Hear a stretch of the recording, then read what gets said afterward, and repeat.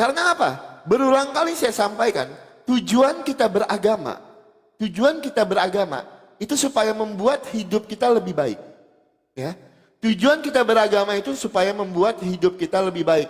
Untuk apa kita beragama kalau tiba-tiba kita jadi membenci orang lain? Apakah itu sesuai dengan naluri kita? Apakah itu sesuai dengan logika kita? Karena apa? Tujuan beragama itu untuk hidup kita lebih baik dan membuat kita lebih baik lagi. Ya, itu yang saya mau sampaikan tentang logika dalam beragama. Di dalam iman Kristen, yang pertama, kami mengimani Yesus Kristus yang adalah Tuhan dan Juru Selamat. Alkitab menuliskannya. Terus kami gunakan logika kami. Ada nggak sih fakta-fakta sejarah yang menuliskan tentang Tuhan Yesus? Tuhan Yesus ini benar nggak sih ceritanya? Pernah datang ke dunia ini nggak sih? Ternyata benar. Josephus Flavius Tacitus menuliskan tentang Tuhan Yesus. Jadi jelas data-datanya di dalam Alkitab. Bahkan ada tulisan-tulisan sejarah yang menuliskan tentang Tuhan Yesus. Ya, maka di situ kami menggunakan logika kami. Oh ya benar, Yesus ini adalah Tuhan dan Juru Selamat. Yang kedua, apa yang diajarkan Tuhan Yesus di dalam kehidupan kami? Oh luar biasa, Tuhan Yesus merubah kehidupan kami menjadi lebih baik lagi. Ya, nah buat teman-teman Kristen, tugas teman-teman di bawah kencengin tap-tap layarnya, di posting-posting ulang dulu teman-teman, di share-share ulang, biar roomnya aman ya teman-teman ya, biar jangan sampai kena pembatasan lagi. Ya silahkan Pak Ustadz Yusuf, karena saya udah ini tadi udah opening 2 kali jadinya. Oke.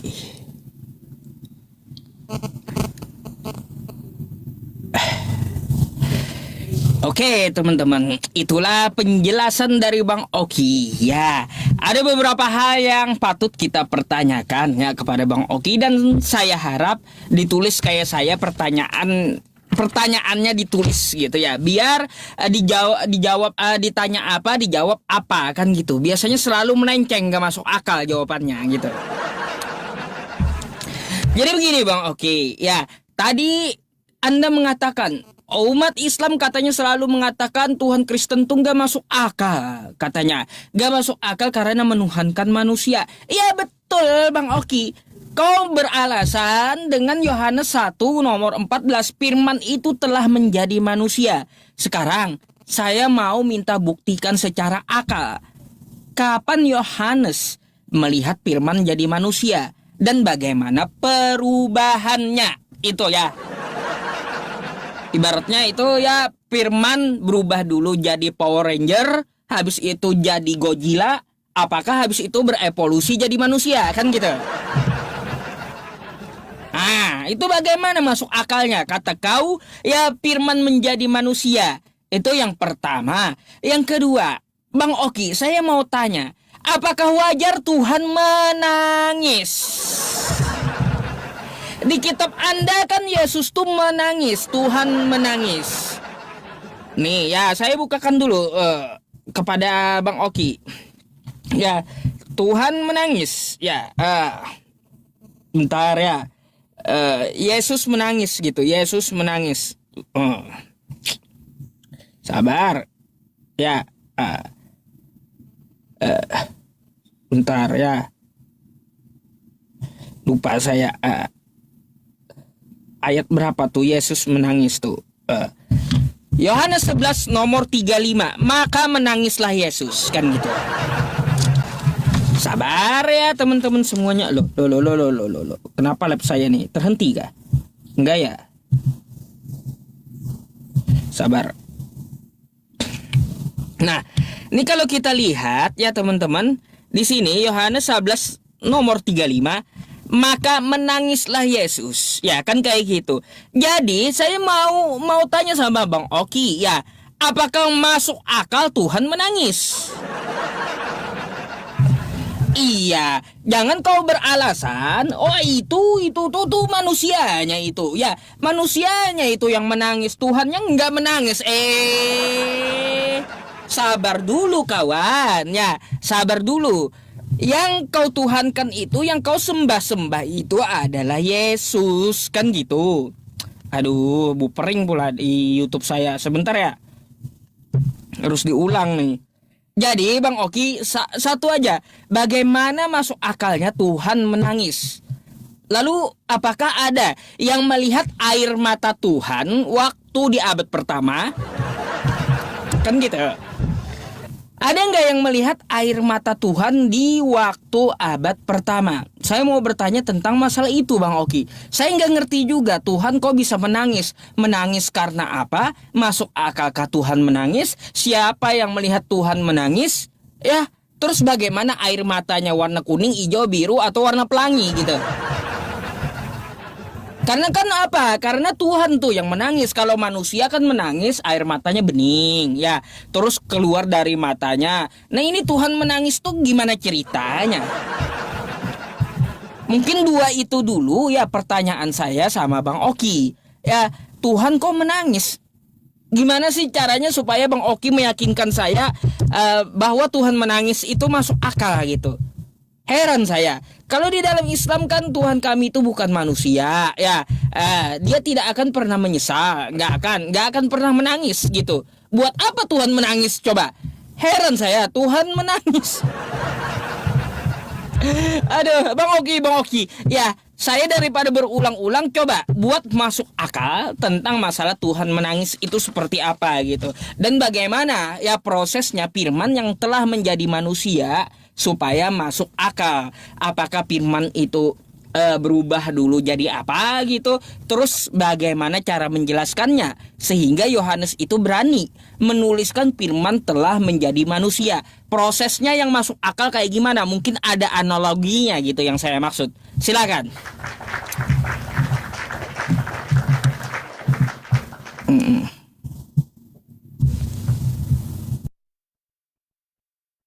Sebentar teman-teman.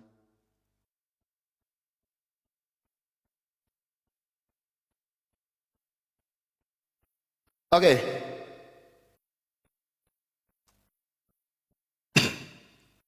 Ya, kita langsung jawab ya teman-teman ya. Yang pertama kita mau jawab. Kapan Yohanes melihat secara langsung peristiwa yang terjadi di dalam Yohanes pasal 1 ayat ke-14. Firman itu telah menjadi manusia dan diam di antara kita. Ya, ingat apa yang dituliskan di dalam Alkitab dari kitab Kejadian sampai dengan Wahyu. Ya. Apa yang dituliskan di dalam Alkitab itu adalah apa yang diajarkan Tuhan Yesus. Ya. Dari kitab Yohanes sampai dengan kitab Wahyu itu apa yang diajarkan Tuhan Yesus. Matius pasal 28 ayat yang ke-20. Dan ajarlah mereka melakukan segala sesuatu yang telah kuperintahkan kepadamu. Dan ketahuilah aku menyertai kamu senantiasa sampai kepada akhir zaman. Maka betul yang dikatakan Tuhan Yesus di dalam Yohanes pasal 17 ayat yang kelima. Ketika Tuhan Yesus berkata, sebelum dunia ada, aku telah ada. Sebelum sang firman itu mengambil rupa manusia. Di dalam Yohanes pasal 1 ayat ke-14. Firman itu telah menjadi manusia dan diam di antara kita. Kalau Pak Ustadz bertanya dengan saya, apakah dia melihat peristiwa itu secara langsung? Saya katakan, secara eksplisit tidak dituliskan. Kalau Pak Ustadz bertanyanya seperti itu. Karena apa? Yang dituliskan di dalam Alkitab itu apa yang diajarkan Tuhan Yesus kepada murid-muridnya. Dan ajarlah mereka melakukan segala sesuatu yang telah kuperintahkan kepadamu. Dan ketahuilah aku menyertai kamu senantiasa pada akhir zaman. Jadi cerita tentang Tuhan Yesus ini di awal narasi saya tadi. Bukan cerita atas kesaksian Tuhan Yesus sendiri. Tuhan Yesus sendiri yang bersaksi. Enggak.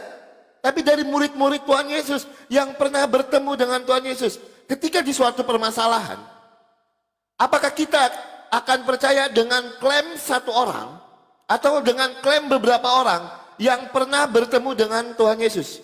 Otomatis kita akan percaya dengan kesaksian orang-orang yang pernah bertemu dengan Tuhan Yesus. Makanya kalau kita lihat, ada sejarawan Yahudi juga yang menuliskan tentang Tuhan Yesus. Ya, itu yang pertama. Yang kedua, apakah masuk akal Tuhan itu menangis? Pak Ustadz, ingat, sang firman itu mengambil rupa manusia di dalam Yohanes pasal 1 ayat 14, itu tidak setengah-setengah manusia. Tidak 50% manusia, tidak 50% Allah, enggak. Tuhan Yesus itu sepenuhnya Allah dan sepenuhnya manusia. Secara kemanusiaan, Tuhan Yesus itu memiliki semua rasa yang dimiliki oleh manusia. Ya, itu. Nah, terkait dengan pertanyaan Pak Ustadz, saya juga mau bertanya ya. Saya juga mau bertanya menggunakan logika juga. Ya, tolong Pak Ustadz nanti jelaskan juga menggunakan logika Pak Ustadz. Di dalam surat Al-Fil ayat yang kedua, cerita tentang burung ababil. Itu kan peristiwa besar. Ketika Raja Abraham menyerang Ka'bah. Di dalam surat Al-Fil ayat yang kedua sampai ayat yang ketiga itu adalah cerita burung ababil. Saya minta tunjukkan satu data sejarah yang pernah melihat peristiwa itu benar-benar terjadi. Cerita tentang burung ababil di dalam surat Al-Fil. Ya, itu kan cerita tentang Raja Abraha. Cerita tentang Raja Abraha yang menyerang Ka'bah. Tolong saya minta, ada nggak saksi peristiwa tersebut? Dan ada nggak sejarah yang menuliskan tentang peristiwa tersebut? Itu yang pertama, pertanyaan saya kepada Pak Ustadz Yusuf PI. Yang kedua, saya mau bertanya juga dengan Pak Ustadz Yusuf PI. Sebentar saya bukakan dulu datanya, teman-teman, sebentar ya. Sebentar, saya bukakan dulu datanya. Sebentar. Laptop aku baru hidup soalnya. Sebentar ya, teman-temannya. Oke. Di dalam Sahih Bukhari 6862. Bukhari 68. Sebentar ya. 6862. Saya tunjukkan kepada Pak Ustadz Yusuf PI. Dan juga saya minta tolong jelaskan ini menggunakan logika. Bentar, kita tunjukkan dulu. Teman-teman Kristen, kencengin tap-tap layarnya teman-teman. Sahih Bukhari 6862, derajatnya sahih. Bukankah, ini saya baca dari sini aja ya. Tangan Allah selalu penuh, tidak kurang karena memberi nafkah, dan selalu dermawan baik siang maupun malam. Beliau bersabda lagi, bukankah kalian telah melihat apa yang dibelanjakannya semenjak dia menciptakan langit dan bumi? Pertanyaan saya, Allahmu belanja apa ketika dia menciptakan langit dan bumi? Dan belanjanya di mana? Tolong jelaskan menggunakan logika. Apa yang dibelanjakannya dan belanjanya di mana? Silakan Pak Sufei. Oke. Gampang ya. Saya akan jawab dulu ya teman-teman. Siapa saksi sejarah ya? Sejarah burung ababil. Wah, berhamburan ya teman-teman. Kalau kita lihat data tuh berhamburan masalah sejarah burung ababil itu ya. Salah satunya nih saya tunjukkan ya, dalam literasi Islam, burung ababil itu disaksikan oleh siapa nih? Ini ya. Datanglah Nufail bin Habib. Itu salah satunya ya, saksinya ya, saksi berdiri di samping gajahnya ya. Tuh saksinya ya, saksi kejadian masalah burung ababil. Kalau kita baca sejarahnya banyak ya, siapapun di sini yang tertulis menjadi saksi. Bahkan salah satunya adalah kakeknya Rasulullah, Abdul Muthalib ya teman-teman semuanya, yang mana Abdul Muthalib itu disita unta beliau oleh Abraha gitu. Karena apa? Karena Abraha waktu datang ke Mekah semuanya takut apa yang tersisa diambil oleh Abraha gitu. Jadi pas kebetulan yang diambil untanya Abdul Muthalib kan gitu. Kakeknya Rasulullah punya unta. Jadi beliau langsung menghadap Abraha. Hai Abraha, kalau kau mau menghancurkan Ka'bah ya, itu ada pemiliknya, tapi kembalikanlah untaku. Itu salah satunya ya. Tuh banyak selain Abdul Muthalib, Nufail ya. Belum lagi nih kalau kita ceritanya sangat panjang ya teman-teman di bawah nih ya. Kebanyakan gitu Bang Oki ya. Orang-orangnya pada saat itu yang menyaksikan Abraha datang menyerang Ka'bah. Yang kedua, tadi hadisnya yang Anda maksud seperti apa? Tolong nanti diulang pertanyaannya. Terus Anda membacakan hadisnya ya, 68 Bukhari 6862 itu masalah kitab apa? Gitu. Itu saya yang kurang mengerti. Ya, Allah belanja. Maksud Anda ini dalam kitab apa? Karena Bukhari itu bukan cuma satu Bang Oki. Dan tolong pertanyaannya itu nanti diulang. Oke ya. Nah Bang Oki ya, berkaitan tentang penjelasan Anda, Yesus telah menjadi manusia ya, Tuhan menjadi manusia lalu dia menangis. Ini jawaban yang kagak masuk akal ya. Udah dibilang ya, bagaimana prosesnya dulu firman menjadi manusia itu kayak gimana. Apa yang ditulis bla bla bla tidak ada bukti dan tidak ada analogi. Bagaimana masuk akalnya kalau tidak ada bukti, tidak ada analogi? Ya, terus Tuhan menangis karena dia mengambil rupa jadi manusia. Lah, kalau dia mengambil rupa jadi hewan, bisa juga dia menangis. Kan kayak gitu. Banyak tuh sapi kita lihat menangis, kerbau menangis, kucing juga bisa nangis, kan gitu. Cobalah kasih jawaban yang pasti. Ya bisa aja Tuhan itu mengambil rupa jadi hewan dan dia menangis. Tuhan mengambil rupa jadi manusia jadi wajar menangis. Di mana wajarnya? Wajarnya di mana? Apa yang ditangisi Tuhan gitu? Ya, masa Tuhan menangis? Aduh, nggak masuk akal masih sama saya. Terus ya berkaitan tentang masalah, kalau begitu kata Bang Oki tentang masalah alfil, siapa saksinya, apakah masuk akal? Kalau begitu saya coba bertanya ya, tambahan nih pertanyaannya, coba Anda buka Matius 27, nomor 52 dan 53. Siapa saksi sejarah ya, itu orang-orang kudus tuh ya bangkit, siapa saksi sejarahnya? Tunjukkan seperti saya menunjukkan data tadi ya Bang Oki ya, Matius 27 nomor 52. Nih. Saya bukakan dulu buat teman-teman. Ini siapa nih? Masuk akalkah sejarahnya ini ya? Nih, waktu penyalipan Yesus dan kuburan-kuburan terbuka dan banyak orang kudus yang telah meninggal bangkit. Kan kayak gitu. Lalu sesudah kebangkitan Yesus mereka pun keluar dari kubur. Lalu masuk ke kota Kudus, ke Jawa Tengah rupanya. Dan menampakkan diri kepada banyak orang.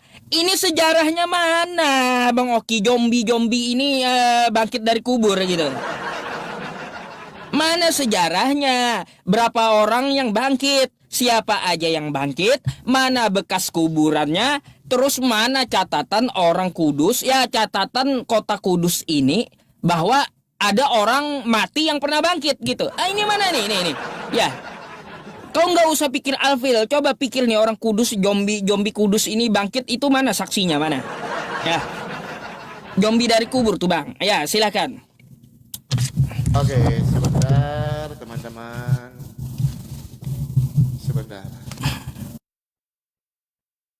Sebentar ya, silakan diterima.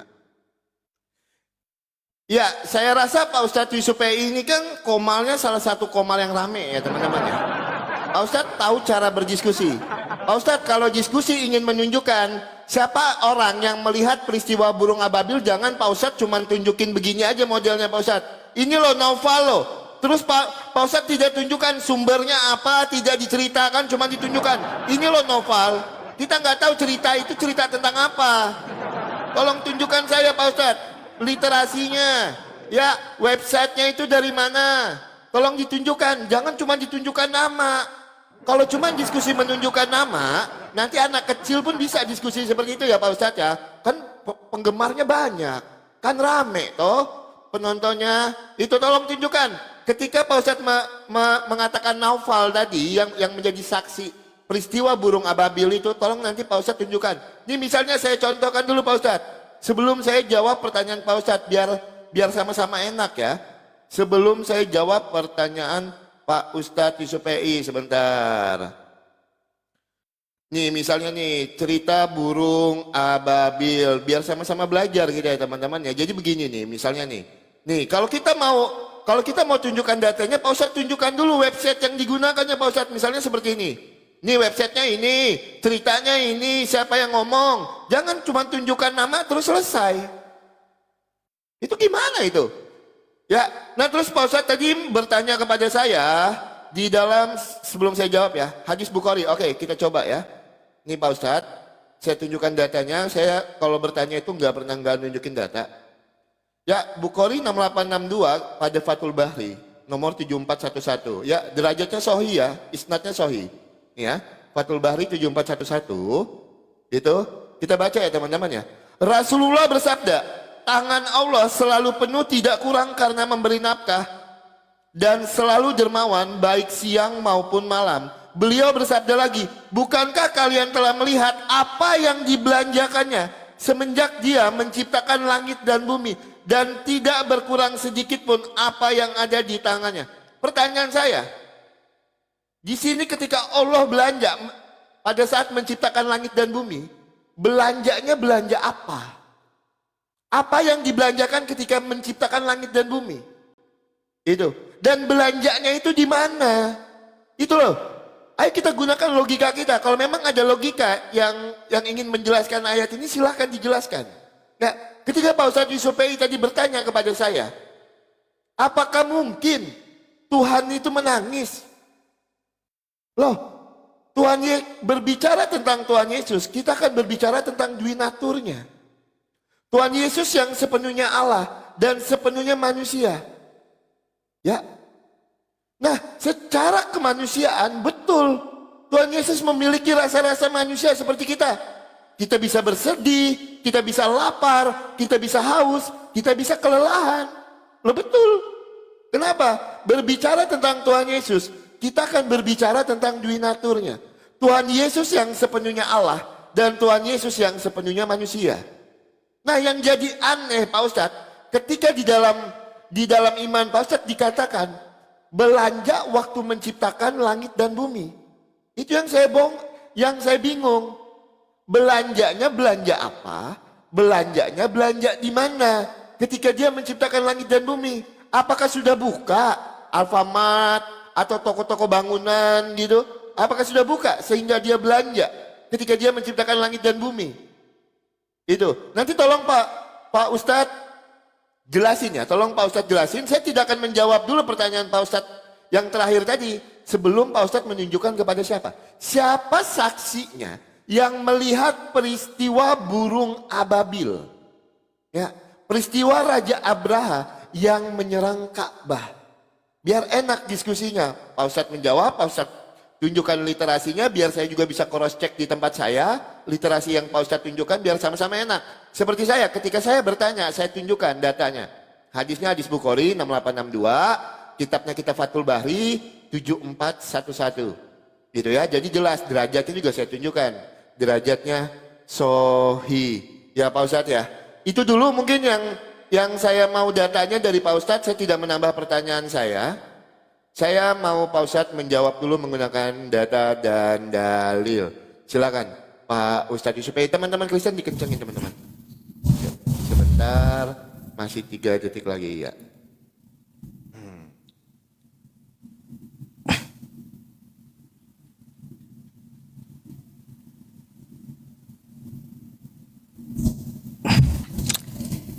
Oke teman-teman ya, mari kita tunjukkannya. Gampang, literasi Islam tuh banyak ya. Ada dari almanhaj ya .or.id ya. Nih, terus masalah kisah pasukan bergajah. Ya, di sini saya menunjukkan tadi ayatnya apa? Siapa saksinya? Tuh ya. Nih, kalau kita lihat ya saksinya banyak kisahnya ya. Dikisahkan dari gubernur Yaman salah satu saksinya tuh ya, pasukan bergajah menyerang ya tuh. Terus ya kalau kita lihat ya ke bawah siapa aja kan saksinya kan di situ. Nufail nih ya, Nufail bin Habib Al-Khatsami bersama kaumnya. Banyak saksinya. Wah, rupanya ya. Karena dia apa yang memobilisasi dan berdiri di samping gajahnya Abraha ya. Tuh, ya Bang Oki ya. Nih ya. Nih, adapun bala tentara bergajah maka mereka memukuli gajahnya. Mereka berarti banyak saksinya mereka ya. Di dalam literasi ini ya. Di sini Bang Oki dapat baca gitu ya sampai habis gitu ya. Banyak Bang Oki ya. Tuh ya. Tuh sejarahnya seperti apa ya. Bahkan saya tadi ada juga mengatakan sejarah dari Abdul Muthalib kan gitu. Ya Bang Oki. Dah tuh. Kau mau minta literasinya kan? Dari mana diambil? Terus siapa saksinya? Tuh sudah saya tunjukkan. Baik. Untuk Bang Oki, ya Bang Oki, tolong dijawab dulu itu zombie kudus ya. Seperti bagaimana Bang Oki ya mengatakan tidak akan menjawab ya pertanyaan saya tentang masalah zombie kudus itu ya kuburan terbuka. Saya juga akan belum menjawab ya pertanyaan Bang Oki tentang hadis tadi. Sebelum Bang Oki menampilkan saksinya literasi mana, ya seperti apa gitu ya. Seperti saya menunjukkan apa nama websitenya, terus apa sejarahnya. Tolong dibacakan tentang masalah sejarah zombie Kudus tadi, yang orang mati bangkit tadi ya. Tunjukkan ayatnya Pak Ustadz. Ayatnya. Tunjukkan ayat. Di Matius 27 ya, Matius 27 nomor 52 tadi ya. Nih. Ya. Matius 27 nomor 52. Dan kuburan-kuburan terbuka dan banyak orang kudus yang telah meninggal bangkit. Dan sesudah kebangkitan Yesus, mereka pun keluar dari kubur. Wah, ini ada yang bangkit dari kubur, spektakuler ini teman-teman ya. Sangat spektakuler kan kayak gitu. Mereka pun keluar dari kubur lalu masuk ke kota Kudus dan menampakkan diri kepada banyak orang. Ini mana sejarahnya dan dari website apa ya? Terus tolong saksinya siapa ya? Tolong tunjukkan nama saksinya. Terus berapa orang yang bangkit? Ya, bekas kuburannya mana? Kan gitu. Zombie Kudus ini. Ya, saya akan jawab ya pertanyaan Bang Oki, gampang itu ya, tentang masalah penciptaan langit dan bumi. Allah membelanjakan apa, kata Bang Oki, gampang itu ya. Gampang bagi saya menjawab hal itu.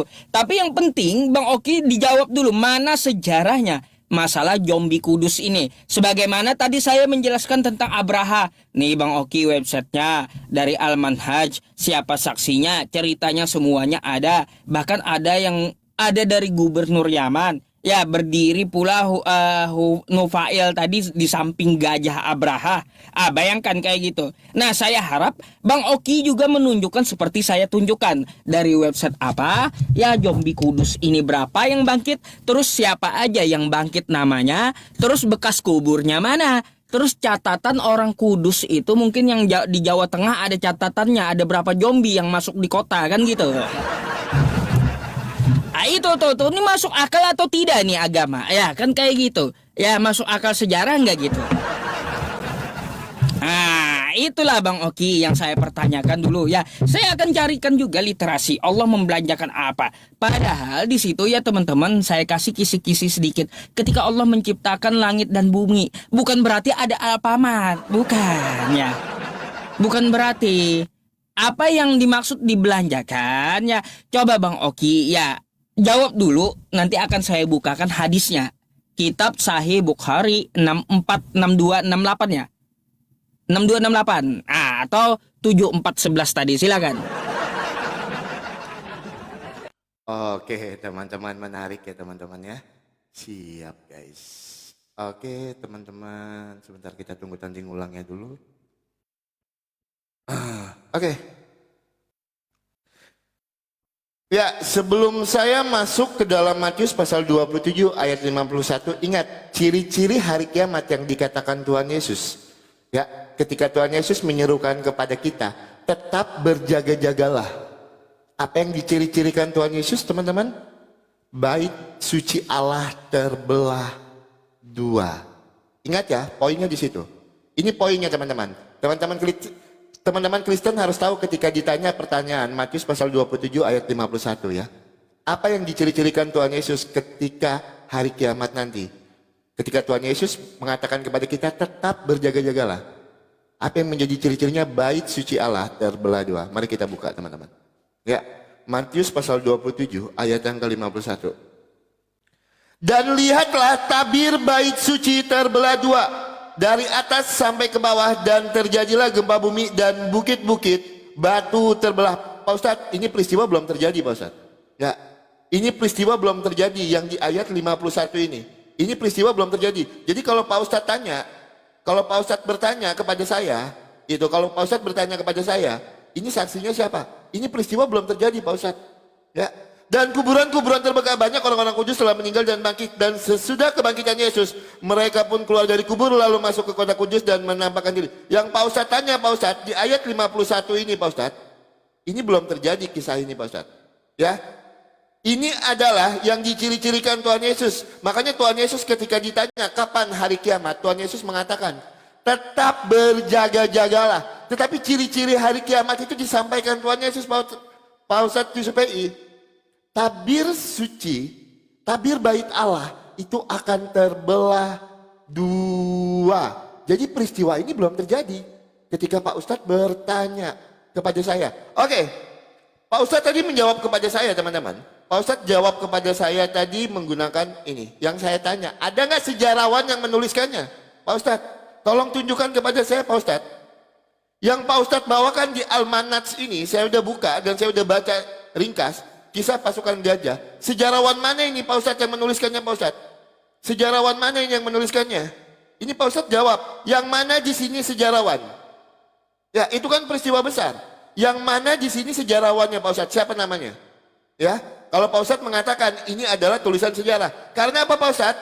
Di salah satu literasi Pak Ustadz juga, saya tunjukkan data dan dalilnya. Di salah satu literasi Pak Ustadz, kita buka ya. Klik MU. Kan Pak Ustadz juga pakai website toh. Ini juga ada website. Ya, dongeng ceria. Kisah Raja Abraha yang ingin menghancurkan Ka'bah. Selamat datang di kebenaran. Ini klik MU, dongeng ceria, kisah Raja Abraha yang ingin menghancurkan Ka'bah. Kalau kita lihat Pak Ustadz, siapa yang menuliskan di sini? Surabaya, klik mu.com memperingati Maulid Nabi Muhammad SAW.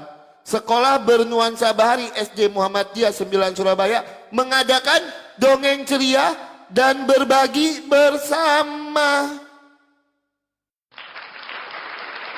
Makanya saya tanya kepada Pak Ustadz Yusuf PI. Saya tanya kepada Pak Ustadz Yusuf PI. Ya, saya tanya kepada Pak Ustadz Yusuf PI. Itu, ada nggak sejarawan yang menuliskan cerita burung ababil? Itu. Kalau pertanyaan Pak Ustadz Yusuf PI di dalam Matius pasal 27 ayat 51, saya sudah jawab tadi. Peristiwa itu belum terjadi. Ya, jadi Pak Ustadz tidak akan menemukan data-data sejarahnya. Peristiwa itu belum terjadi. Matius pasal 27 ayat yang ke-51. Nah, pertanyaan saya juga kepada Pak Ustadz. Salah satu mujizat Nabi Muhammad itu adalah bulan terbelah. Saya minta satu data sejarahnya supaya saya bisa menggunakan logika saya. Satu sejarah. Ya, satu sejarawan yang menuliskan kalau bulan itu pernah terbelah. Ya, salah satu mujizat Nabi Muhammad itu adalah bulan terbelah. Ada nggak catatan sejarah yang menuliskan kalau bulan itu pernah terbelah? Karena itu adalah peristiwa besar. Itu bukan peristiwa kecil. Itu adalah peristiwa besar Pak Ustadz. Ketika bulan itu terbelah. Saya minta sejarawannya. Ya, karena Pak Ustadz tadi membawakan narasi di awal kan tentang sains. Ayo kita buktikan juga secara sejarah sainsnya. Itu. Ada nggak sainsnya? Bulan itu pernah terbelah sesuai dari narasi Pak Ustadz tadi yang awal. Karena saya tidak keluar dari tema, saya cuma mengikuti apa yang menjadi narasi Pak Ustadz Yusuf PI. Silakan. Baik.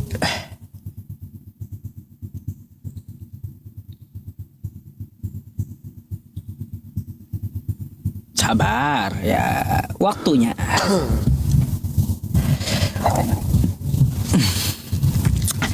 Baik Bang Oki, sejarawan mana yang membuktikan bulan terbelah? Saya akan balik tanya dulu, sejarawan mana yang pernah ke bulan? Anda minta sejarawan mana ya yang membuktikan bulan terbelah? Saya akan balik tanya, sejarawan mana yang pernah ke bulan? Coba dijawab dulu dah, sejarawan mana yang pernah ke bulan sih? Ya, saya mau tanya dulu. Ya, kayak gitu. Kalau saksinya Nabi Muhammad membelah bulan, itu banyak. Karena permintaan penduduk Quraisy saat itu. Kan gitu. Hai Muhammad, andai kau betul seorang nabi, maka belahlah bulan itu untuk kami, membuktikan kamu seorang nabi. Ini ya, saya ambil dari Rumasho. Ya, rumasho.com. Oke?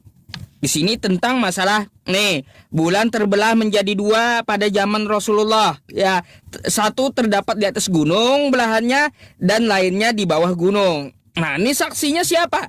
Penduduk Makkah ya.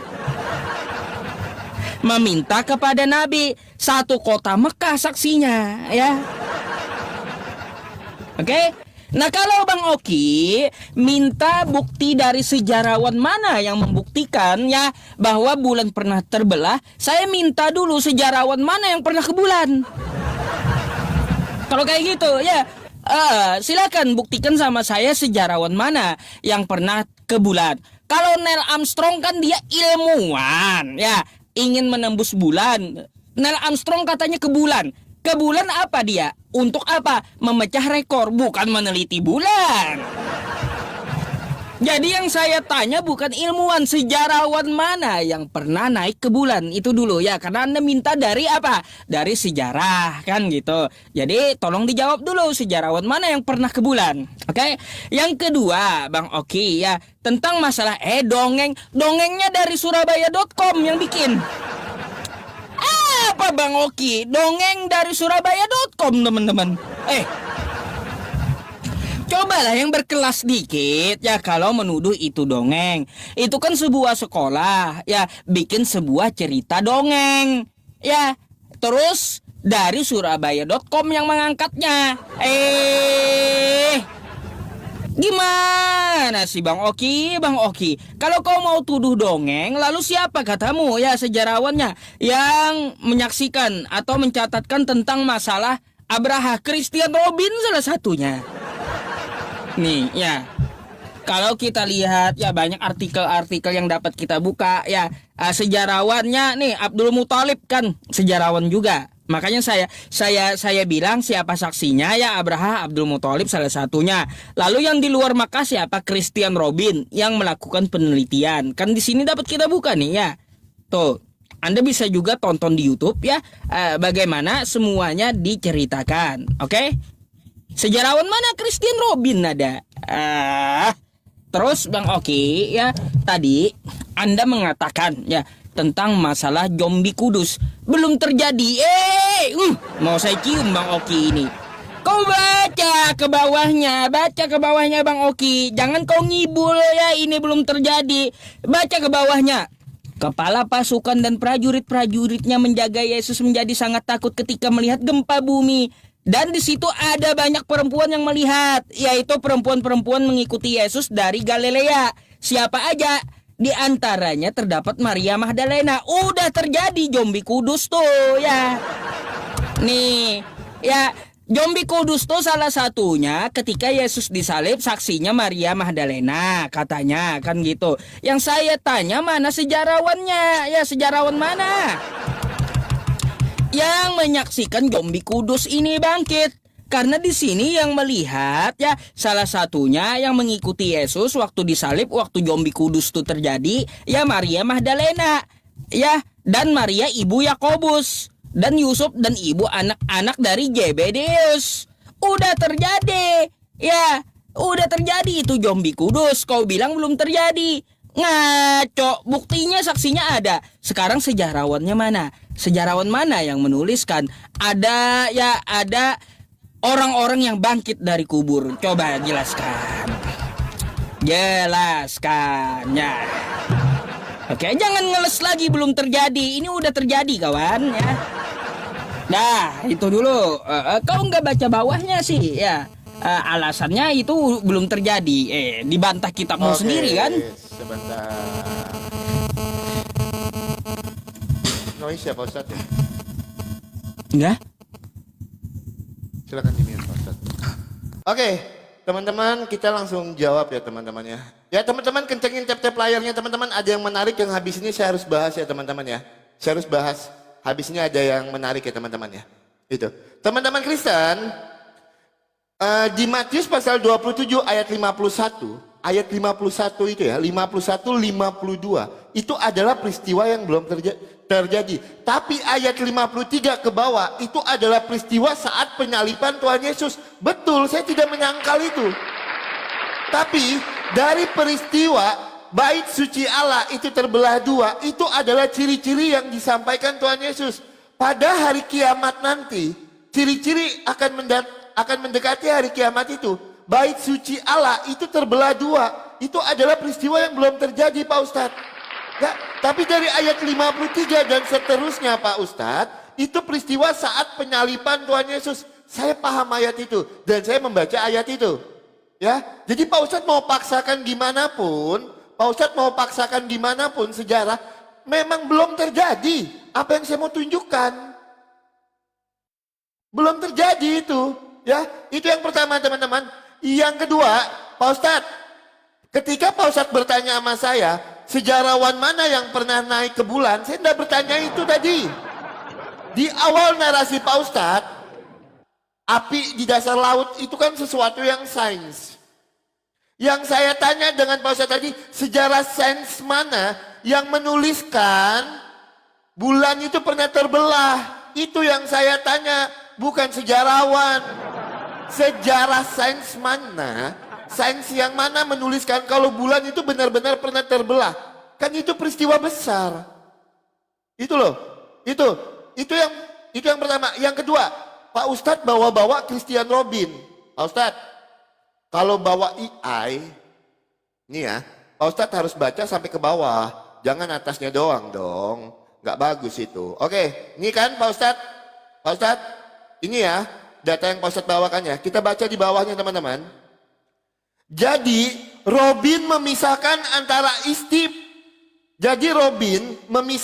antara inti peristiwa sejarah invasi Abraha dengan elemen-elemen mujizat burung ababil yang ia anggap sebagai bagian dari narasi keagamaan. Bukan apa Pak Ustadz?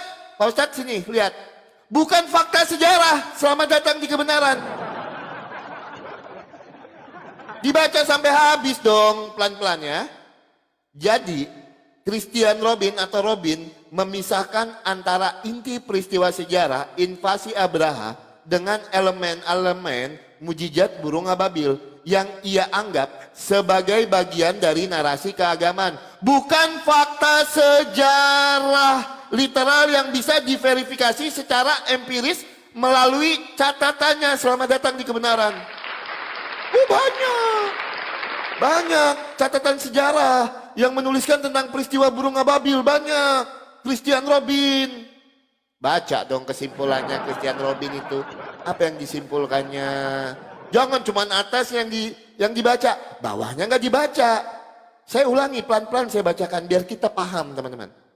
Jadi Robin memisahkan antara inti peristiwa sejarah invasi Abraha dengan elemen-elemen mujizat burung ababil yang ia anggap sebagai bagian dari narasi keagamaan, bukan fakta sejarah literal yang bisa diverifikasi secara empiris melalui catatannya. Selamat datang di kebenaran. Itu Christian Robin menyatakan itu Pak Ustadz. Ya, terus yang mana lagi? Nah, ketika Pak Ustadz tadi mengatakan, masa bawa data dari Surabaya, terus Pak Ustadz ngomong gini, sekolah bikin cerita dongeng. Lah itu judulnya dongeng ceria. Saya cuma membaca apa yang tertulis. Saya tidak melebih-lebihkan. Emang saya menafsirkan? Yang saya tanya Pak Ustadz, peristiwa burung ababil itu yang ketika dia membawa batu, itu mana fakta sejarahnya? Pak Ustadz bawa Christian Robin. Christian Robin sendiri mengatakan tidak bisa diverifikasi. Karena itu adalah literasi keagamaan. Jangan baca atasnya, bawahnya tidak dibaca. Itu. Tolong Pak Ustadz jawab. Sains mana yang menuliskan kalau bulan itu pernah terbelah? Pak Ustadz tadi kan bangga dengan sains di opening statement Pak Ustadz. Ada api di dasar laut. Sekarang saya tanya, sains mana yang menuliskan kalau bulan itu pernah terbelah? Silakan Pak Ustadz Yusufi jawab.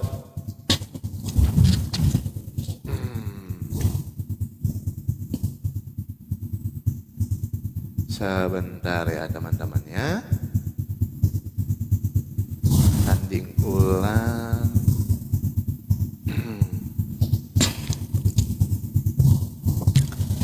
Oke, teman-teman, rupanya Bang Oki kagak ngerti yang saya tanyakan sejarawan mana yang naik ke bulan untuk meneliti. Kan kayak gitu. Karena yang diminta adalah catatan sejarahnya mana. Berarti kalau catatan sejarahnya, berarti sejarawan yang menuliskan, kan gitu. Kalau sejarawan yang menuliskan, sejarawan mana yang pernah naik ke bulan? Aduh, dari catatan sains kata Anda. Nah, orang sains mana yang pernah ke bulan? Coba tunjukkan sama saya. Ya, orang sains mana yang pernah ke bulan? Kalau kata Anda Neil Armstrong itu meneliti bulan atau mau ke bulan? Ya. Apakah Neil Armstrong itu memutari bulan gitu setiap sudut bulan? Nah, itu yang saya tanya, orang sains mana yang pernah ke bulan? Siapa yang pernah sampai? Kalau alasannya Neil Armstrong, apakah Neil Armstrong itu meneliti bulan keseluruhan? Coba saya tanya, coba jawab dulu ya, sejarawan mana atau orang sains mana yang pernah ke bulan? Oke? Karena kan Anda minta sejarahnya. Nah terus ya tentang permasalahan ya Raja Abraha. Baca dong dari Robin tadi kata Bang Oki. Bacanya lain dari situs, dari AI teman-teman ya. Tapi Bang Oki kagak baca kontribusi Robin. Kalau saya mau kayak gini juga. Kontribusinya apa? Analisis Profesor Christian Robin, sejarawan, dan timnya memberikan bukti. Ya, ada buktinya. Arkeologis dan epigrafis yang memperkuat ya histori ini. Rupanya nggak baca keseluruhan ya. Kalau membantah Christian Robin apa tuh kontribusinya? Kan kayak gitu juga. Anda nggak menampilkan website apa yang Anda baca. Anda hanya menampilkan AI. Saya pun juga bisa kalau kayak gitu. Kontribusinya apa? Membuktikan kontribusinya kata Robin historis ini betul. Kayak gimana? Kalau dipisahkan antara sejarah dan agama ya boleh gitu. Tapi kan terbukti gitu. Ada historisnya, ada penelitian dari dia. Tuh kontribusinya. Oke? Dibantah Robin sendiri kau bang. Terus juga ya Bang Oki. Nih tentang masalah kata kamu ya tadi ayat 51 ya 51 dan 52 itu belum terjadi. Lihat dulu kalau kayak gitu kawannya. Berarti kalau Bang Oki ya teman-teman tidak mengakui ini telah terjadi, berarti Yesus tidak tersalib ya. Karena belum terjadi berarti penyalipan Yesus kan. Kan katanya di sini kalau kita lihat Yesus mati. Ya, Yesus mati sampai ayat 50. Ya, 50 Yesus berseru dengan suara nyaring lalu menyerahkan nyawanya. Berarti belum terjadi ini ya, belum terjadi. Belum terjadi Yesus mati. Karena kata Bang Oki 51 dan 52 ini ya belum terjadi kata Bang Oki. 53-nya lagi sudah terjadi. Ini kayak gimana? Cuma 2 ayat yang belum terjadi, semuanya terjadi. Satu perikop teman-teman. Ini macam mana sih? Ilmu dari mana Anda ngambil ini belum terjadi? Sedangkan di sini cerita rentetan dari kematian Yesus. Kalau Anda mengatakan ini belum terjadi, ya berarti ya Bang Oki, Anda keluar aja dari Kristen. Berarti Kristen ya mengatakan bahwa Yesus belum tersalib. Kalau kayak gitu. Karena di sini cerita dari penyalipan Yesus. Ya, dan setelah Yesus berteriak, lihatlah tabir suci terbelah 2. Kan kayak gitu. Dari atas sampai bawah. Terjadilah, ini aja terjadilah. Udah terjadi. Ya, 51 nih. Terjadilah gempa. Ya, dan bukit-bukit terbelah. Ini bukit mana juga yang dibelah, Bang Oki? Ya. Bukit mana yang dibelah? Dan kuburan-kuburan terbuka dan banyak orang kudus yang telah meninggal bangkit. Dan sesudah kebangkitan Yesus telat pula Yesusnya bangkit. Kalau Anda mengatakan ini belum terjadi, Yesus itu kan udah bangkit kawan. Kacau, belum terjadi dari mana udah terjadi ya. Saya minta sejarahnya nih yang udah terjadi ini mana, sejarawan mana yang menuliskan ada zombie kudus yang masuk ke kota Kudus, silakan. Aduh. Oke, teman-teman, sebentar ya. Berarti udah jam 8 ini Pak Ustadz, saya 2 kali lagi ya? Ya, Bang Oki boleh nih tanggapan akhir. Saya nggak bertanya lagi juga. Habis itu closing, habis itu saya closing akhir. Enggak, berarti saya 10 menit ini, Pak Ustadz 5 menit. 10 menit, iya. Jawab, habis itu closing 5 menitnya gitu. Habis itu saya closing 5 menit juga, silakan. Silakan. Ya teman-teman, ketika Pak Ustadz memaksakan Matius pasal 27 itu sesuai apa yang Pak Ustadz pikirkan, ya sudah. Saya sudah katakan dari awal tadi dengan Pak Ustadz Yusuf PI. Dari awal saya sudah katakan Pak Ustadz, saya tidak bisa menunjukkan apapun sesuatu yang belum terjadi. Saya tidak bisa tunjukkan Pak Ustadz. Karena itu ada peristiwa penyaliban Tuhan Yesus juga di dalam Matius pasal 27 itu. Betul, itu juga ada peristiwa penyaliban Tuhan Yesus. Terus Pak Ustadz memaksakan saya harus ikut masuk ke dalam narasi Pak Ustadz. Itu yang pertama. Yang kedua teman-teman, tokoh sains mana yang pernah meneliti bulan? Kita tunjukkan datanya. Ya, sebentar. Sebentar ya teman-teman ya. Penerbangan antariksa Apollo NASA membawa 12 astronot ke bulan antara 1969-1972. Para masa astronot ini semua merupakan insinyur pilot, uji, dan ilmuwan dari berbagai disiplin ilmu. Sering dianggap sebagai tokoh sains. Pak Ustadz ngerti nggak arti sains itu apa? Ya, orang-orang yang menggeluti dunia sains itu apa? Itu, makanya saya tanya, ada nggak catatan sainsnya kalau bulan itu terbelah? Ada nggak Pak Ustadz? Itu yang saya tanya sama Pak Ustadz di SUPI. Nggak ada Pak Ustadz tanggapi. Terus Pak Ustadz bawa-bawa Christian Robin. Ingat Pak Ustadz, yang Pak Ustadz menyalahkan saya membawa data AI. Pak Ustadz pun pakai data AI. Gimana sih? Saya pakai AI membantah nggak boleh. Tapi Pak Ustadz menunjukkan Christian Robin pakai AI. Kan nggak apple to apple namanya. Pak Ustadz boleh modal AI, saya bantah pakai AI nggak boleh. Berarti cuma Pak Ustadz yang boleh, saya nggak boleh pakai AI gitu. Pokoknya kalau saya yang pakai AI boleh. Kalau dibantah pakai AI itu nggak boleh.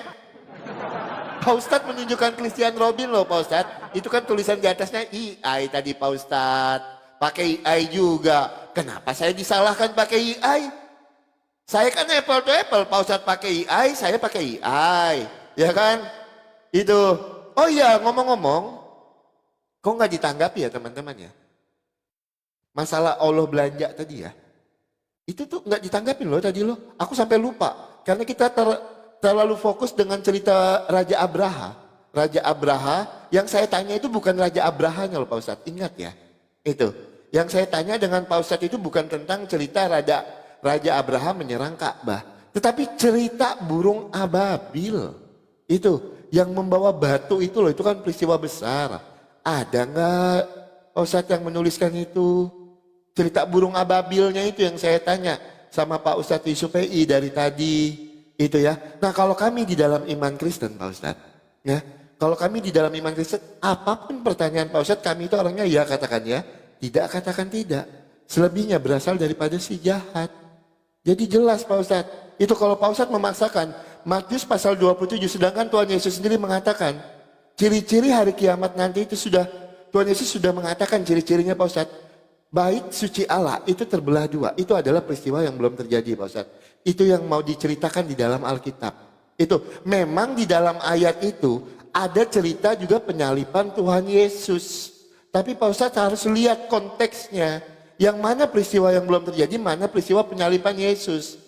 Itu ada dua peristiwa Pak Ustadz di dalam satu ayat itu. Di dalam satu perikop itu diceritakan dua. Itu dari awal saya sudah jelaskan kalau Pak Ustadz memaksakan, ya saya mau jawab apa? Saya mau berdusta gitu. Ya nggak boleh dong berdusta, ya katakannya tidak, katakan tidak. Selebihnya kan berasal daripada si jahat.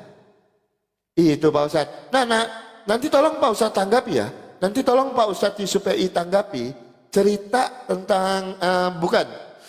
Sains mana yang menuliskan tentang bulan itu pernah terbelah? Itu kan peristiwa besar. Pak Ustadz di awal narasi Pak Ustadz bangga dengan sains. Ada api di dasar laut. Itu adalah bukti kalau agama kami menggunakan logika. Tapi giliran ditanya, sains mana yang menuliskan bulan terbelah? Pak Ustadz lalu nggak mau pakai sains lagi. Gimana? Di awal Pak Ustadz membanggakan tentang sains. Ditanya tentang sains, Pak Ustadz udah nggak mau pakai sains lagi. Tadi awalnya bangga, ada bumi di dasar laut, bahkan secara sains itu dibenarkan. Itu. Tapi ditanya masalah sains, Pak Ustadz nggak mau, lari kemana-mana. Itu, sebentar ya. Oke, closingnya nih Bang ya. Aku 5 menit ya closing statement ya, Pak Ustadz ya. Oke. Sebentar nunggu waktunya dulu. Oke. Sebentar ya teman-teman ya. Iya teman-teman, shalom ya. Terima kasih banyak buat teman-teman yang udah tap-tap layar, yang udah typing. Terima kasih banyak, yang udah menabur. Terima kasih banyak, Tuhan Yesus memberkati. Ya teman-teman, makanya saya katakan teman-teman, berbicara tentang sejarah, jangan berbicara dengan orang Kristen. Ya, kalau peristiwa-peristiwa yang sudah terjadi, jangan berbicara dengan orang Kristen. Karena orang Kristen itu kuat sekali tentang sejarahnya. Dan kami itu selalu menggunakan akal kami. Makanya, seperti saya sampaikan tadi, data primer saya itu adalah Alkitab. Tentang Tuhan Yesus, itu adalah data primer. Nah dari mana kita bisa membuktikan kebenaran cerita yang di dalam Alkitab ini? Ada nggak sih sejarawan yang menuliskan tentang Tuhan Yesus? Ada, Flavius Josephus. Jadi itu kami menggunakan logika kami ketika kami membaca sejarah. Kami tidak modal imani saja. Itu, kami tidak modal imani saja. Makanya di dalam iman Kristen, yang pertama, ketika kami mengimani Yesus itu adalah Tuhan, tidak sekedar iman buta. Seperti yang saya sampaikan di awal tadi. Tidak sekedar iman buta. Tetapi kami juga menggunakan akal kami. Karena apa? Ketika kami menggunakan akal kami percaya kalau Yesus ini adalah Tuhan yang benar. Apa yang diajarkan Tuhan Yesus kepada kami? Apakah membawa perubahan, dampak di dalam kehidupan kami? Jelas. Itu ya. Nah, terkait pertanyaan dari Paus 1 Supaya tadi yang saya sudah jawab semua, saya tidak boleh nyebrang lagi nih teman-teman ya. Karena saya closing statement. Itu. Jadi tentang Tuhan Yesus menangis, berbicara tentang Tuhan Yesus, kita akan berbicara tentang dui naturnya. Tuhan Yesus yang sepenuhnya Allah dan sepenuhnya manusia. Secara kemanusiaan, betul Tuhan Yesus mengalami apa yang kita alami. Rasa lapar, rasa haus, kelelahan, sedih, menangis.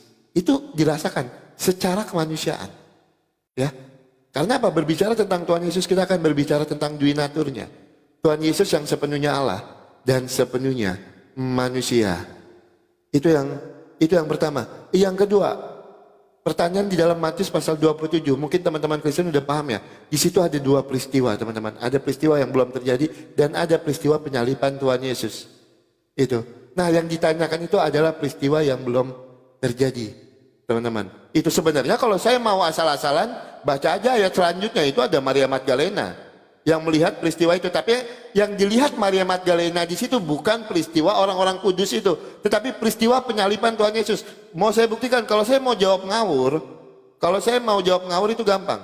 Misalnya di dalam Matius pasal 27 ayat yang ke-56. Di antara mereka ada Maria Magdalena, Maria ibu Yakobus dan Yusuf, dan ibu anak-anak Zebedeus. Kalau saya mau mengatakan itu menjadi saksinya gampang. Itu. Tapi yang mereka saksikan itu adalah penyaliban Tuhan Yesus. Peristiwa penyaliban Tuhan Yesus. Ya, bukan peristiwa tabir bait suci Allah itu terbelah. Itu ada dua peristiwa yang berbeda di dalam satu perikop itu. Makanya kita harus pahami. Ketika membaca Alkitab itu kita harus benar-benar menggunakan hikmat kita supaya kita boleh mengerti apa yang tertulis di dalam Alkitab itu sendiri. Ya, buat teman-teman Kristen, terima kasih banyak untuk support dan dukungannya melalui tap-tap layar, melalui typingan. Terima kasih yang sudah membagikan live ini, yang sudah menabur, terima kasih banyak. Teman-teman yang mengambil kesimpulan, ya, teman-teman semua yang mengambil kesimpulan, agama mana yang bisa dibuktikan menggunakan logika, agama mana yang tidak bisa dibuktikan menggunakan logika. Kita coba gunakan logika kita dalam beragama, tapi yang terpenting dari semua itu teman-teman, 2026 ini ayo terima Tuhan Yesus sebagai jalan dan kebenaran dan hidup. Yohanes pasal 14 ayat yang ke-6. Akulah jalan dan kebenaran dan hidup. Tidak ada seorang pun yang dapat sampai kepada Bapa kalau tidak melalui aku. Ya, ayo di 2026 ini kita terima Tuhan Yesus sebagai jalan dan kebenaran dan hidup supaya kalian penuh damai sukacita di dalam kehidupan kalian ya teman-teman ya. Supaya semakin banyak jiwa-jiwa yang diselamatkan, semakin banyak orang percaya Yesus Kristus itu adalah Tuhan dan Juru Selamat. Kristen itu ketika kita menggunakan logika bisa, menggunakan sejarah bisa, menggunakan iman bisa. Kenapa kami selalu percaya Yesus itu adalah Tuhan dan Juru Selamat? Dibuktikan menggunakan Alkitab, Alkitab menuliskan. Dibuktikan mengenai sejarah, sejarah menuliskan. Dibuktikan dengan logika, logika masuk akal untuk menceritakan tentang Tuhan Yesus. Terima kasih banyak untuk Pak Ustadz Yusuf Pei. Mohon maaf kalau ada kata-kata saya yang salah. Silahkan Pak Ustadz Yusuf Pei, closing statement. Oke.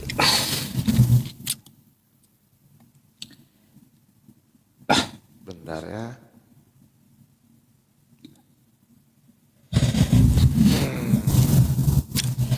Ya, di closing statement ini teman-teman saya tidak nyebrang lagi, tidak bertanya lagi kan kayak gitu, tapi ambil kesimpulan. Nah, beberapa literasi tadi ya udah dijelaskan oleh Bang Oki ya, itu Anda simpulkan gitu, masuk akal atau enggak kan kayak gitu. Terus ada literasi yang perlu saya tanggapi dari penelitian yang ke bulan tadi, tidak ada meneliti bulan terbelah kan kayak gitu. Terus untuk masalah burung ababil, tanggapan saya katanya Christian Robin pakai AI. Lah, yang di awal tadi kan saya ada tuh menunjukkan beberapa literasi, beberapa website tentang masalah cerita yang diteliti oleh Christian Robin gitu. Anda bisa ulang videonya nanti gitu ya. Jadi seperti itu saja ya teman-teman. Saya hanya menekankan sesuai dengan yang dikatakan oleh Bang Oki. Mari kita menggunakan akal. Mana yang bisa dibuktikan dengan akal dan mana yang tidak bisa dibuktikan dengan akal. Gini cerita. Cerita sesuatu itu pasti dapat kita buktikan. Kalau satu perikop ya, apalagi Bang Oki kan di kitabnya itu perikop. Tidak mungkin lah satu disisihkan, satu tidak kan gitu. Itu adalah satu kesatuan dari ceritanya kan kayak gitu setahu saya. Ya kalau seperti itu ya belum terjadi. Kalaupun belum terjadi, maka sebenarnya saya ingin bertanya dengan Bang Oki. Kalau seperti itu, mana bukti pakunya Yesus, teruskan tiang salibnya Yesus? Kan kayak gitu. Cuma sudah waktu habis, saya hanya menanggapi saja dan tidak bertanya lagi. Silakan Anda menilai sendiri. Teman-teman semuanya, yang jelas ya Tuhan kita ya di dalam diskusi ini Allah Subhanahu wa taala tidak pernah menangis ya. Jadi jangan sampai kita mengikuti Tuhan yang bisa menangis. Itu saja. Ikuti Tuhan yang kuat, yang tidak menangis, tidak menyesal gitu ya kawan-kawan. Karena Rasulullah Shallallahu alaihi wasallam pun diperintahkan seperti itu. Qul in kuntum tuhibbunallah fattabi'uni yuhibbukumullah. Apabila kamu mencintai Allah, maka ikuti apa yang diturunkan kepada Nabi. Nuzila ala Muhammad wa huwal haqqu min rabbihim. Kan gitu. Apa yang diturunkan kepada Nabi Muhammad itu adalah kebenaran dari Tuhan. Terus kalau kita membaca juga Quran surah Al-Baqarah ayat 119. Ya, inna arsalnaka bil haq. Kami mengutus Nabi Muhammad itu dengan kebenaran. Ya teman-teman. Dan kalau kita membaca juga di dalam Quran surah Al-An'am ayat 153, wa anna hadza sirati mustaqiman fattabi'uh. Ya, sesungguhnya jalan yang lurus ya, jalan menuju Allah yaitu adalah jalannya Nabi Muhammad yang lurus, maka ikutilah jalan beliau. Ya, jadi seperti itu. Nah, jadi yang pasti-pasti aja ya, yang pasti-pasti menjamin ya keselamatan ya, menjamin kita, contoh ya, Allah menjamin umat Islam masuk surga kan gitu. Di dalam Quran surah Maryam 72, "Tsumma nunajjil ladzina taqaw wa nadzaru dzalimina fiha jisiyya." Dan Allah menyelamatkan umat Islam dan membiarkan orang kafir di neraka kan gitu. Yang pasti-pasti aja ada ayatnya gitu. Terus juga Nabi Muhammad menjamin umat Islam kullu ummati yadkhulunal jannah illa man aba. Ya, semua umatku pasti masuk surga kecuali yang enggan. Maka dari itu ya teman-teman, udah jalannya lurus dan berjanji ya menjamin keselamatan, jangan mengikuti yang katanya juru selamat tapi ternyata tidak selamat dan tidak ada jaminannya kan gitu. Itu aja sih ya, bukan framingnya teman-teman. Silahkan mari kita berpikir ya. Dalil sudah saya paparkan ya. Terus jalannya seperti apa sudah dipaparkan. Maka dari itu afala ta'qilun, afala tatafakkarun. Apa kamu tidak mikir? Apa kamu nggak punya akal? Akal ini adalah yang diberikan Allah untuk mencerna mana yang masuk akal, mana yang tidak masuk akal. Ya, teman-teman semuanya, ya saya berterima kasih kepada Bang Oki. Mohon maaf atas segala kekurangan ataupun ada kosakata yang menyinggung gitu ya. Karena apa? Kita di waktu diskusi ya memang kita harus berantem gitu. Tetapi setelah kita diskusi ya kita berteman gitu ya teman-teman. Kalau Bang Oki mau ke Banjarmasin, ayo kita makan. Nah, satu meja, boleh gitu. Nggak ada permusuhan sebenarnya. Kita hanya menuturkan apa dari keagamaan kita, bukan berarti kita harus gontok-gontokan gitu ya, berantem di dunia nyata, enggak. Jadi seperti itu. Terima kasih Bang Oki ya atas diskusinya malam hari ini, dan terima kasih untuk teman-teman yang di luar agama Islam yang menyaksikan di tempat Bang Oki. Semoga ya diskusi saya dengan Bang Oki ini menjadi asbab hidayah untuk Anda semuanya dan penambah pengetahuan untuk Islamnya. Terima kasih. Assalamualaikum warahmatullahi wabarakatuh untuk Islam. Selamat malam untuk kawan-kawan Kristen ya. Oke, terima kasih banyak Pak Ustadz Yusuf Effendi. Sama-sama. Sebentar ya. Izin pamit dulu ya Bang ya. Ya, silakan Pak Ustadz, diputus Pak Ustadz. Oke. Ngok. Mana zombie kudus? Mana sejarahnya zombie kudus? Penelitian ke bulan, katanya pernah penelitian ke bulan. Bukan bulannya yang diliti. Ya ternyata bukan tentang masalah bulan terbelah. Aduh, saya masih heran sama Bang Oki. Ya, kayak gimana Tuhan menangis, Tuhan lapar. Alasannya itu manusianya. Ada nggak ngerti saya. Ini pula nih. Mana tadi? Oke, kawan-kawan Kristen yang mau naik ya saya tunggu. Silakan multi itu ya. Mungkin Anda mau meneruskan apa yang disampaikan oleh Oki. Tapi sebelum itu ya teman-teman semuanya, malam hari ini karena malam Jumat ya kita murojaah sedikit ya. Mungkin kita baca Quran yang biasa dibaca Nabi ya sebelum beliau tidur. Ada yang tahu nggak surah apa yang dibaca Nabi sebelum beliau tidur? Kawan-kawan, mungkin ada tahu, tulis nih, ya tulis di kolom komentar surah apa. Terus kawan-kawan semuanya, saya mau umumkan ya, saya mau naikkan akun saya dulu, akun yayasan saya ya, mohon dibantu untuk follow dulu ya teman-teman, dibantu untuk follow. Nih, mana? Nih. Teman-teman semuanya, ini adalah yayasan yang saya bangun ya teman-teman, bergerak di bidang pendidikan agama dan bantuan sosial. Jika teman-teman ya juga ingin berwakaf Al-Quran, silahkan ke yayasan saya ini ya di nomor rekening 733 920 ya 920 7757 atas nama nih Yayasan Yayasan Insan Madani ya, Insan Madani Andalan Nusantara. Jadi teman-teman, kita di situ menyalurkan bantuan untuk bencana alam, terus juga wakaf mushaf Al-Qur'an untuk para penghafal Al-Qur'an sesuai dengan keperluannya. Dan terakhir ya saldo yang ada ya teman-teman semuanya, saya akan tampilkan saldo dari teman-teman selama beberapa hari ini ya. Kita mengumpulkan di XF bentar BB7. Nih ya kawan-kawan semuanya, jika Anda ingin